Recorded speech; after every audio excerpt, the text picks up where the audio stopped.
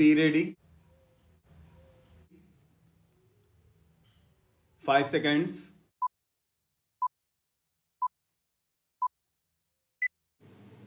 Start. Mr.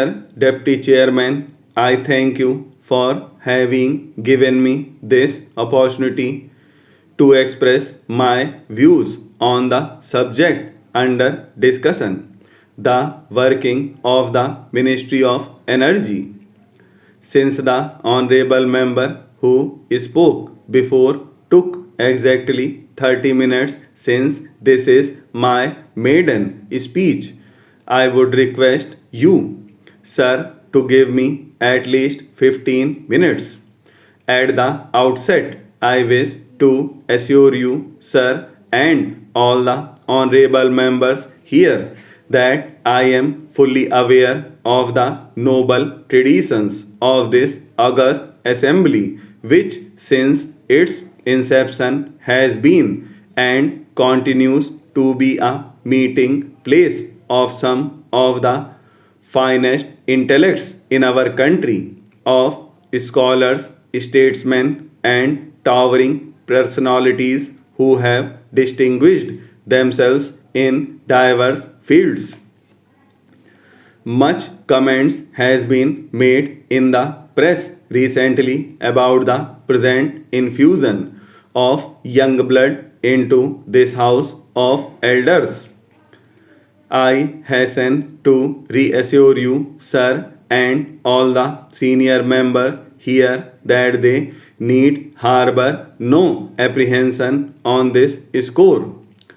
I give you my solemn word that I shall never fail to uphold the dignity, prestige, and decorum of the Rajya Sabha, and I shall do nothing to detract from the house that has been added to it by the luminous personalities who have graced these hallowed portals, who are no longer with us, and to whom I pay my respectful homage as a new entrant.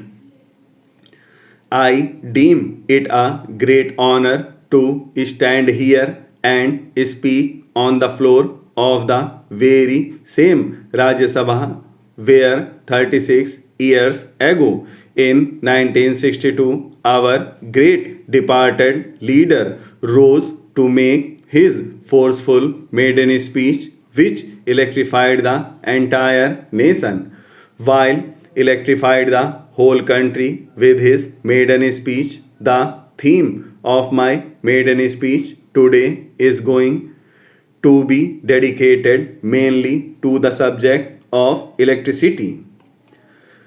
My leader has sent me here together with my colleagues in the party to echo the voice of the people of Tamil Nadu in this national forum. In particular, I have come here as the representative of the weaker sections of our society, the toiling masses, the crores of humble workers, to give oral manifestation to their feelings and legitimate desires and make them known to the rest of the country. There are many members here who are far more knowledgeable than I am and vastly richer in experience. Some of them may disagree with some of the views I put forth. I wish to emphasize the fact that the fundamental purpose of my speaking here in the Rajya Sabha is not to engage in wordy duels with other members but to state positive truths to the best of my knowledge and to draw the attention of the nation to certain crucial issues. Tamil Nadu has been facing acute shortage of electricity for more than a decade. The state government was forced to impose power cuts ranging from 25% to 100% intermittently from 1991-92 onwards to overcome the shortage.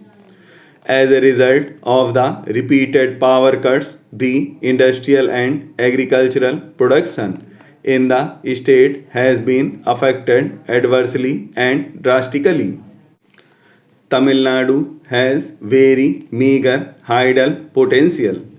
Most of the economical hydel potential has either already been exploited or is already on the anvil. The balance potential is either tied up in interstate disputes or is too small and seasonal for economic exploitation. The only fossil fuel that is available in the state is lignite, and efforts have already been undertaken to utilize this potential in an optimum manner. Tamil Nadu has almost exhausted its hydel resources and has no coal resources at all.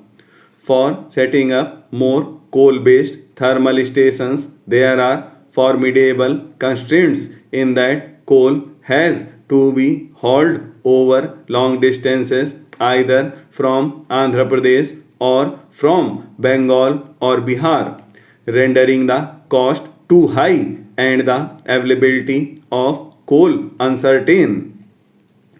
It was in this context that the state government passed for the location of a nuclear plant in the state, and the government of India was kind enough to concede the demand by sanctioning the Madras Atomic Power Project with a capacity of 235 megawatt in 1967.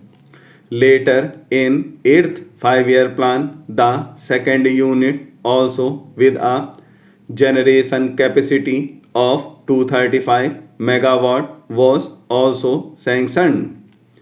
At the time, there was a clear understanding between the state and the central governments that the entire output from Kalpakkam would be allocated solely to Tamil Nadu to meet the urgent and pressing needs of the state.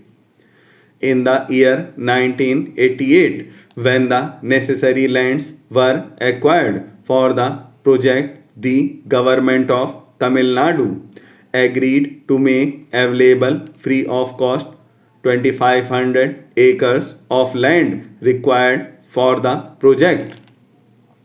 The lands were valued at about rupees 53 lakhs.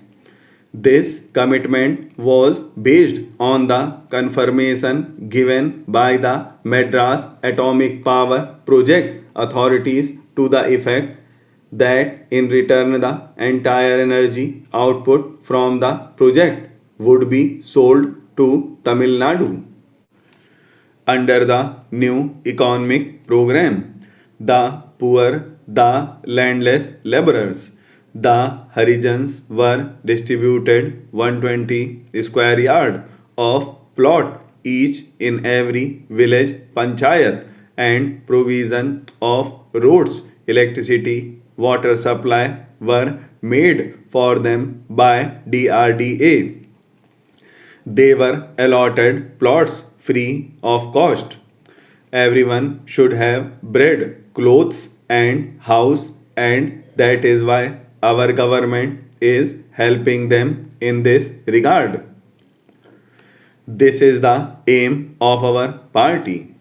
It had been the policy of our leader to raise the poor above the poverty line so that they may become self reliant.